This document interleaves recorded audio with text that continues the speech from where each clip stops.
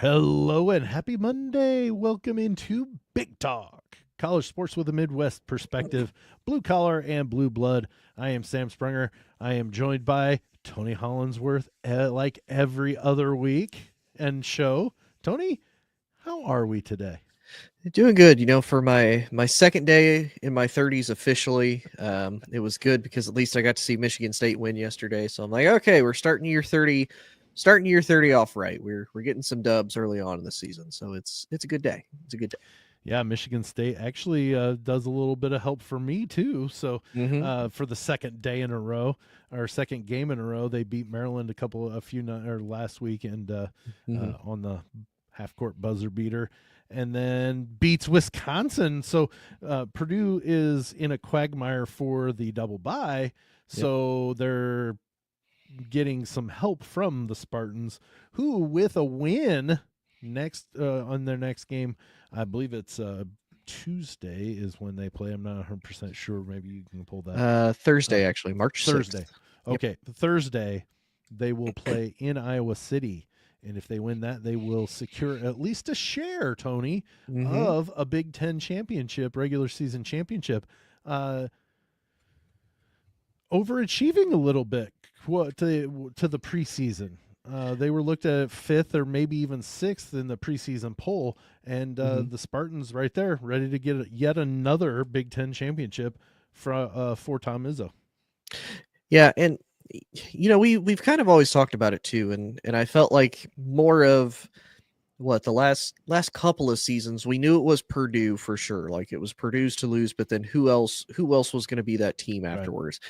And I feel like they always kind of looked over Michigan State. And like I said, the biggest issue was a lot of, believe it or not, the disciplinary issues of this was a team that they would foul tremendously, they would hurt themselves, they would allow teams to be able to basically get all of those free throws and get, Let's game disciplinary.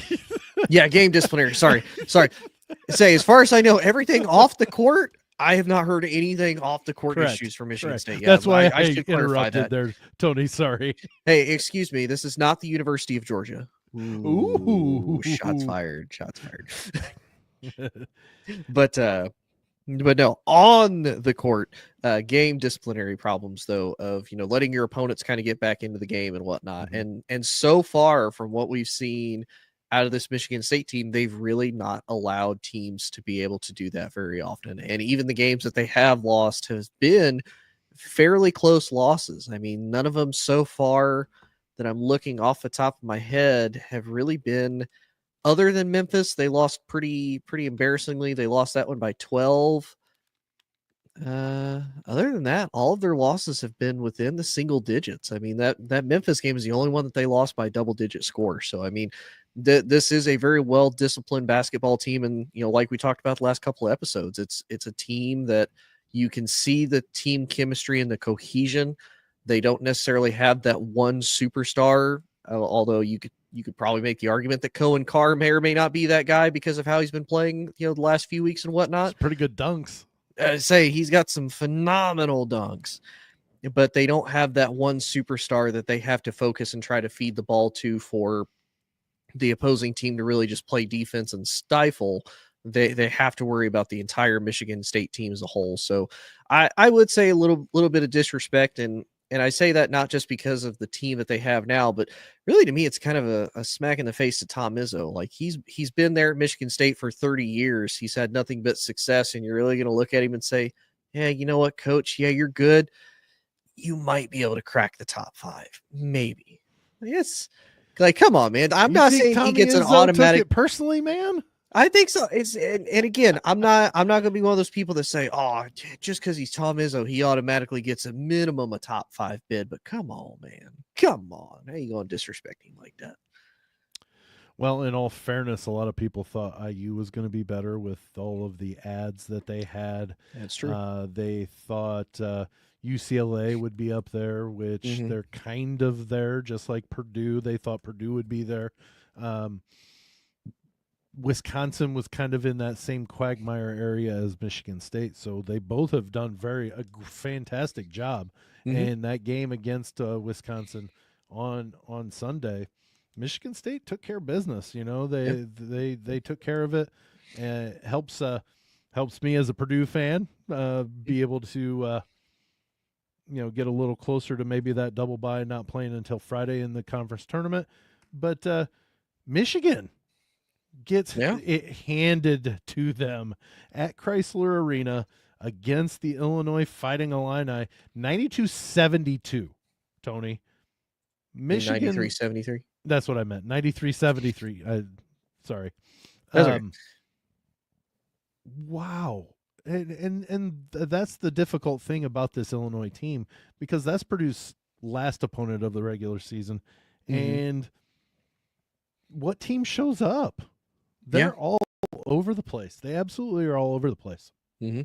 Especially considering you look at their last 5 games. They had a tough 3-game stretch where they faced, at the time, number 11 Michigan, then number 11 Wisconsin. They got blown out by both.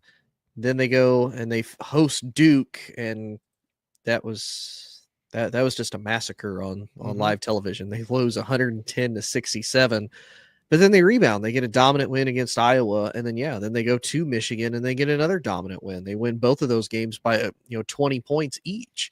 So, like we talked about all this season, this is an Illinois team that can absolutely play with the best of them when they want to.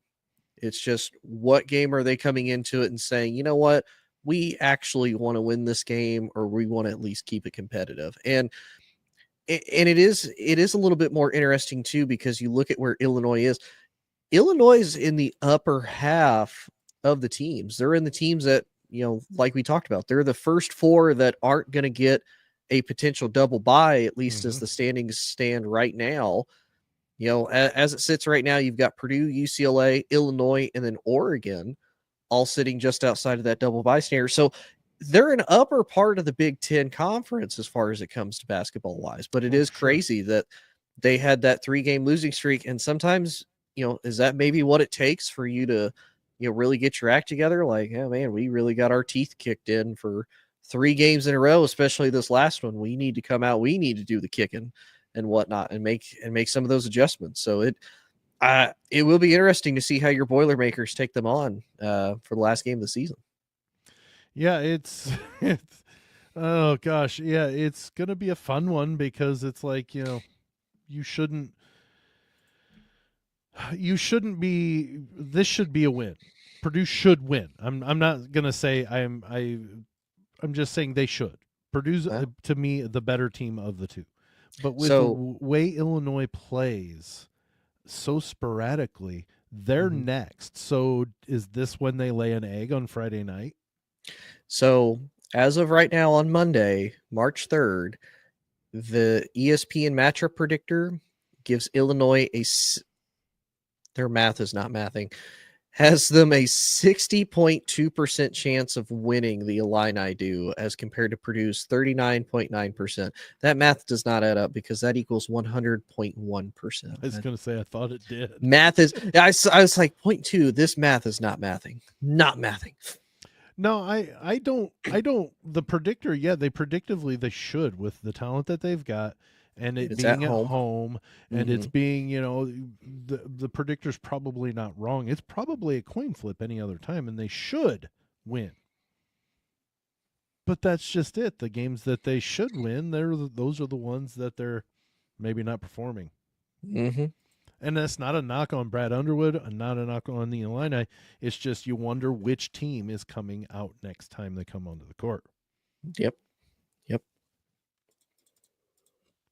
Sorry, I didn't have much more to add. I didn't. Nope, that's all right. I had to take a drink of water. Sorry about that.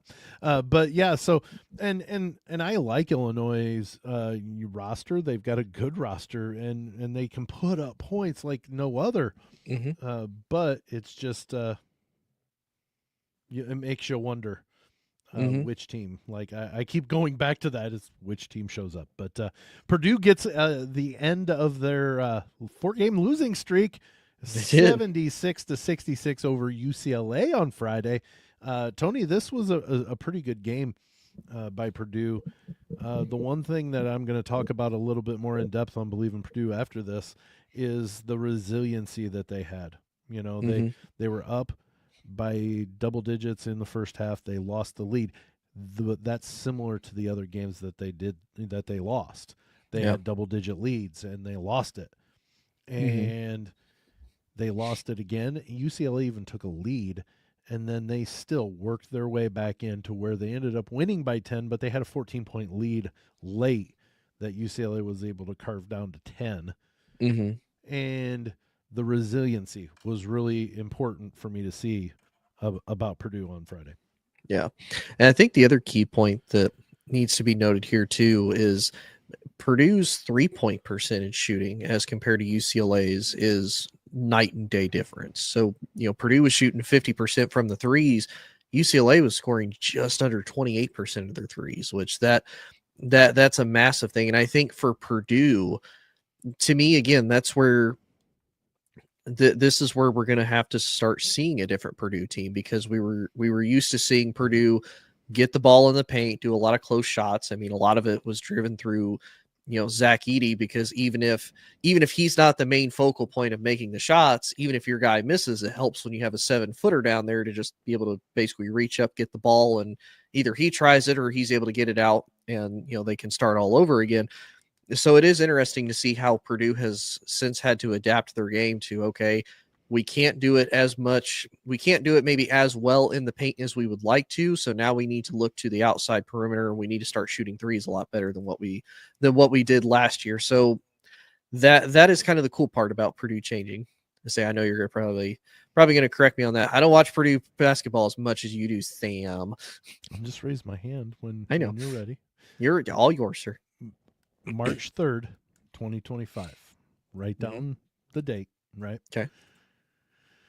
Next year at this time, we will be talking about Trey Kaufman-Renn being a Naismith Award finalist.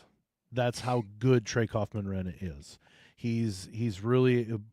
I know Rafael Davis, a guy with our analyst on Big Ten Network.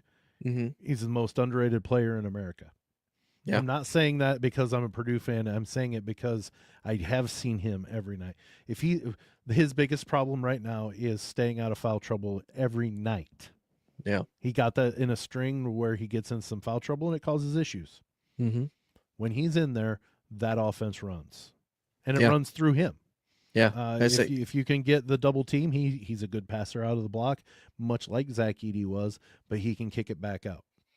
I say, looking at all of his scores for the month of February, I mean, other than the IU game.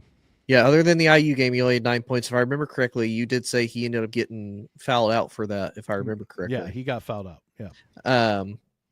His lowest game was against Michigan. He scored 22 points, 30 against Wisconsin, 24 against Michigan State, and then 29 in the win against UCLA. And you look at his stats too from the last previous years, where you can kind of tell he was more of a bench player, and then he finally moved into the full-time starting role. It's been a night and day difference. I mean, his field goal percentage is up over 10%. His 3-point percentage is almost up 10%. Same with his free throw. Like, everything, he has significantly increased. Yeah. Now, I do have to ask your potential thoughts, because I know with college basketball, and I know with NIL and everything like that, the landscape has changed. But since he is a junior, and because of how well he's doing right now, do you think there's that possibility of maybe he tries to go in the NBA draft? Or do you think, he might stay one more year to maybe improve his draft stock? He's got one more year, but I think what he is going to do is what most pretty decent players do, is they immediately declare. Yeah. Because they have that window to where they can go be seen by scouts. The scouts can tell them what their breakdown is, where they forecast project them they'll to end go. up. Yeah. Mm-hmm. Then they have the decision to go back. I think he's going to do probably that. Would it be the end of the worst call if he had to go to the draft, even if he declared and didn't want to or wasn't ready? No, I think he would catch on somewhere eventually. I just think it's a great thing that they can pull it back and come back and know what to work on to get better to improve that draft stock. And I think that's what he'll do. And having watched him all year, that he is a legit ball player. He absolutely is. And the great thing is, is he's got a great point guard with him as well, Mm-hmm. and able to distribute it, able to shoot. So if TKR throws it out, Smith can shoot, Lawyer Right. can shoot. Mm-hmm. But my point being is TKR is could be I would say next year at this time, so 2026, Mm-hmm. we'll be talking about TKR as a Naismith finalist. Yeah. I mean, just looking at the difference from his, freshman and sophomore year when he was on more of a bench role player to now as a starter. Yeah. I mean, everything statistically says he should keep going up. I mean, I'm not going to say expecting to see, everything go up to 70-80%, but No. I would still expect to probably see about 60 mid-60s percentage as far as like shooting, rebounds, assists, everything like that. So I can definitely see it. I mean, I'm not. Yeah, and it is one of those, you look at Purdue historically last few years anyway. I mean, Matt Painter has always been good as far as recruiting and developing all of his players and whatnot. So I mean that I don't think it's completely out of the realm of possibility at all. Okay, well, good. Rest of that top part, like you said, Illinois, Oregon's playing well. IU's worked their way up, and you know what? I hate saying this, and I will deny it if ever asked. But right now, they are playing carefree basketball right now, and it's showing because they're winning ball games. And they've won 3 in a row. So I think IU's at a point to where they should be feeling not feet up on the desk comfortable, but pretty comfortable, I think, because of the way they've been playing basketball lately. It's IU. But I say, and their path at the end isn't too bad. I mean, they have to go to Oregon and then they host Ohio State. Right. So I mean, it's Two not terrible games. Yeah, and they've won 4 out of their last 5 games. The only loss being to UCLA, and they only lost by 4 to them. So I mean, they got some good quality upset wins. Now they did beat up the 2 bottom of the barrel teams this year, but they were supposed to. They don't have a bad loss. IU does not have a bad loss. I mean, you could maybe make an argument Northwestern They're playing good basketball. Are they? Yeah. You sure? For what they've got, yeah. Okay. Yeah. We can talk about that on the other side of the break. Okay, because if you look at let's take the break and we'll come back and talk about it. Okay. We'll take a break for the audio podcast, and you're listening to Big Talk on the Believe and Lounge Sports Network. Okay, we're back. Tony, you talk. Are they playing? Let's take into consideration what has happened in Evanston, where they've gotten decimated by injuries, top players gone for the season. Them sitting at 7-11, and of course, because we're sitting here talking about what teams could and couldn't go to the Big Ten tournament. They play Iowa, and they beat them by 11 on Friday. They beat them by 11. So right there, Iowa needed that game. So did Northwestern, and Northwestern grabbed it by the horns and just shoved it into the dirt. Yeah, but this is also an Iowa team that we've seen. They have made a complete and total transition from when I feel like such a loser because I do not remember the kid, the phenomenal sensational star that they had on the men's team. Garcia, wasn't it? Not Garcia. Not Garcia. Garza. Garza. Is it Garza? Pretty sure. No, the kid whose dad was also the coach. Oh, McCaffrey. Sorry. McCaffrey. I thought you were talking about Luke Garza. No. Okay, it feels like ever since Iowa lost McCaffrey those years ago, that this is an Iowa team that has definitely like slumped down because of that talent not being there. Not saying that they're like an awful program, but you can definitely see where, to me, Iowa is more of a middle of the pack to, right now they're sitting at 3rd in the Big Ten at 6-12. No, 3rd. Sorry.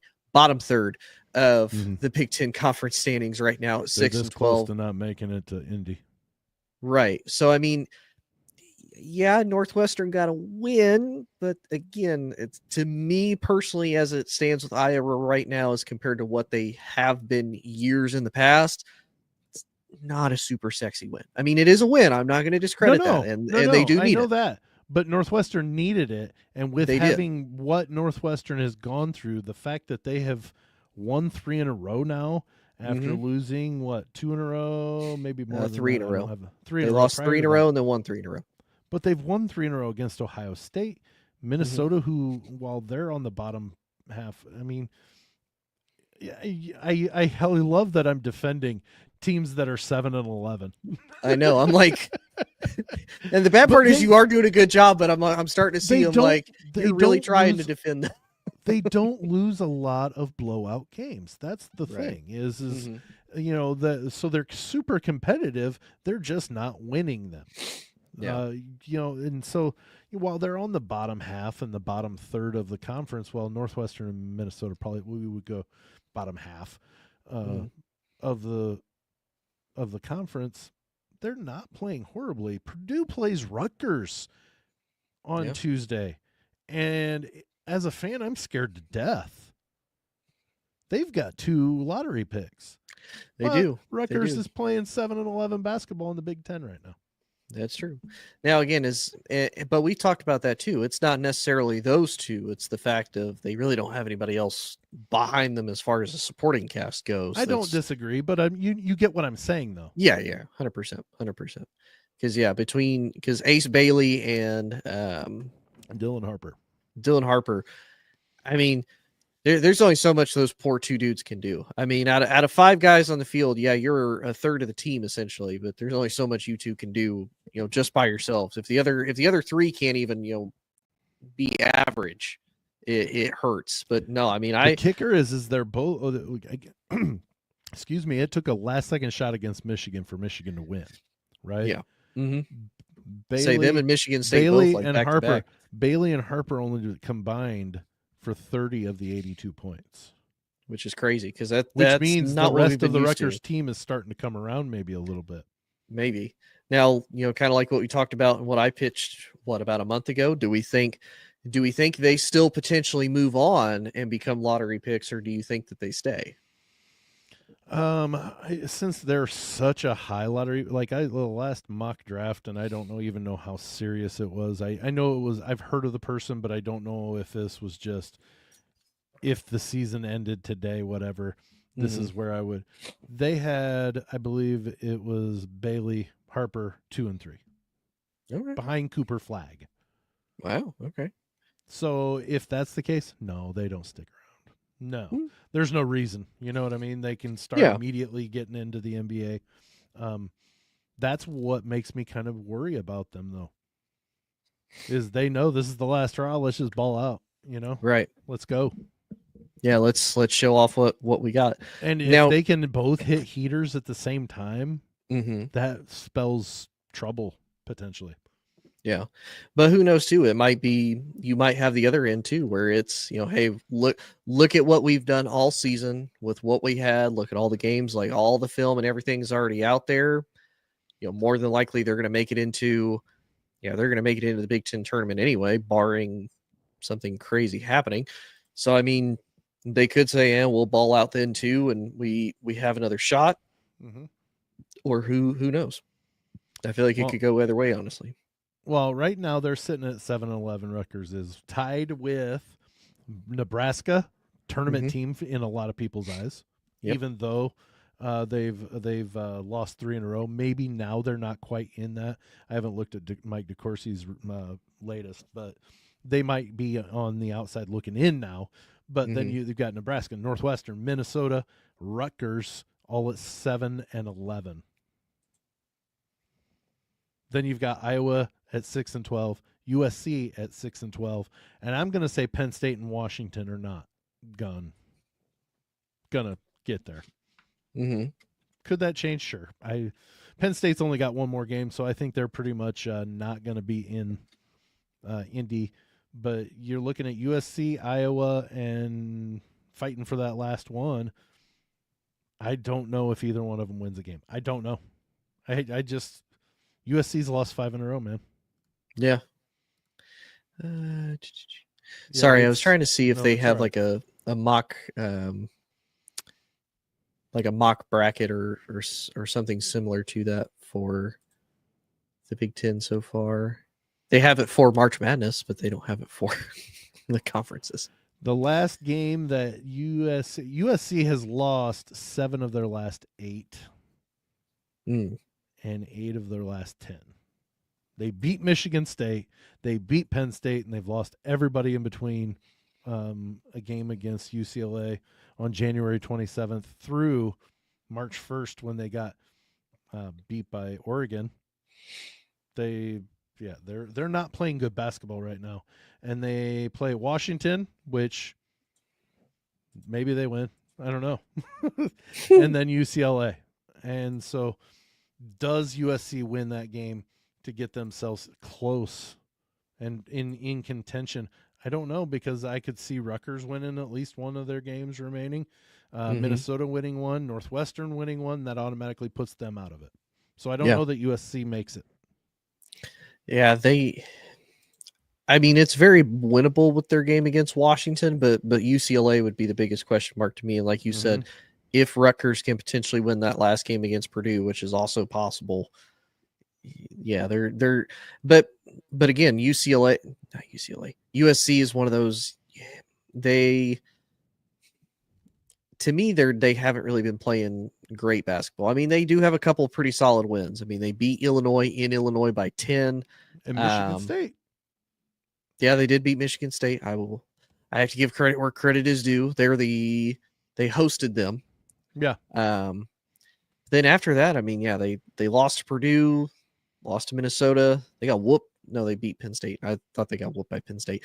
Lose to Maryland. So, I mean, it's possible. I think the only thing with them, though, they do get to host Washington, so that's a win, but they have to go to UCLA, which, again, right in their backyard. But if we've seen anything, especially over the whole season for the Big Ten as a whole, teams don't do well on the road. I think the best team with a road record is Michigan State and Michigan. They're both 7-2. Everybody else has at least 4 losses or more on the road. Yep. So it's and you know what? We're not ragging on these teams. We're just we're trying to shed a light on as many teams as possible. And so if we've gone wrong or you have some sort of a nugget of information, Tony, where can they do that? You can get us and find us on Facebook at Big Talk. That's B1G Talk on Facebook. You can also message us, slide in the DMs on TikTok, Instagram, and X, all at B1G_Talk. You can always slide in the DMs. Sam or I, one of the two, will be available to answer those DMs potentially. Potentially. I say that. Take that for what it is. You can also not either. Yeah, we might not. I may look and be like, yeah, no, I don't want to deal with that. You can also find us twice a week on the All Sports All Plays Network, which you can get on any device that has an app store, whether it's Apple or Android, either one. You and best believe that Sam will upload the podcast wherever you get your podcast at and like to listen to it. You can also find us on the Lounge Sports Network that is umbrellaed under the Lounge Media Group. Do you practice that? What? That whole spiel? No. It's completely on the fly. Every time we do this show, week, huh? It's on the fly. Like, how can I do it this time? Twice a week for now. Anyways. For now. All right. That brings us to the end of the Monday edition of Big Talk College Sports with a Midwest perspective, blue collar and blue blood. For Tony Hollinsworth, I'm Sam Sprunger. We'll see you on Friday.